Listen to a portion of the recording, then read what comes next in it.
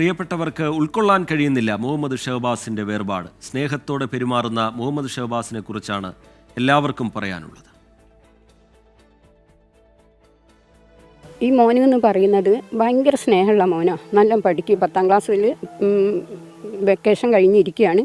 ഇനി അവന് 10ാം ക്ലാസ്സിൽ നല്ല മാർക്ക് വാങ്ങുമെന്നും പറഞ്ഞത് എന്നോട് അവന്. അപ്പം ഞാൻ ചോദിച്ചു, മോനെ ഞങ്ങൾക്കൊക്കെ ഒരു പ്രതീക്ഷയുള്ള കുട്ടി കേട്ടോ. ഷഹബാസിനെ പറ്റി പറയുമ്പോൾ നാരായണി ചേച്ചിയുടെ കണ്ണ് നിറയുന്നുണ്ട്. വാക്കുകൾ പൂർത്തിയാക്കാൻ നന്നെ പാടുപെടുന്നു. സമാനാവസ്ഥ തന്നെയാണ് അവന്റെ കൂട്ടുകാർക്കും. സംഘർഷമുണ്ടായത് അവനൊന്നു പറഞ്ഞിരുന്നെങ്കിൽ ഞങ്ങൾ പ്രശ്നം പരിഹരിക്കാനെത്തുമായിരുന്നു.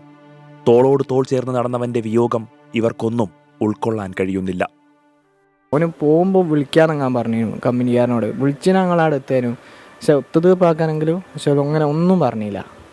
ഈ പ്രശ്നത്തിന് വേണ്ടി ഓൻ തന്നെ ഒന്നാ അറിയുന്നത് തോന്നുന്നു. ഓനതിലൊന്നിനും ഇല്ലാത്തവനാ. അങ്ങനത്തെ ഒരു ചെങ്ങായും അല്ല. ഇങ്ങനെ തല്ലിനും അതിനും ഇതിനും പോകുന്നു. ഇതുവരെ അങ്ങനെ ഒരു കേസിനെ കിട്ടിയില്ല. ഞങ്ങൾ 2 3 വർഷമായി പഠിച്ചാണ്ട് എന്താ പറയുക, ഒരു കൊല്ലായെങ്കിലും നല്ല ബന്ധമായി. ഷഹബാസ് ഉൾപ്പെടെ 4 മക്കളാണുള്ളത്.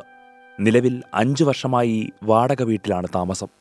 തറവാട് വീടിനോട് ചേർന്ന് പണി തീരാത്തൊരു വീടുണ്ട്. ഷഹബാസിന്റെ സ്വപ്നം ആ വീട്ടിൽ താമസിക്കുക എന്നതായിരുന്നു. ഇനി അവനില്ലല്ലോ എന്ന സങ്കടവും ബാക്കിയാകുന്നു. 24 കോഴിക്കോട്.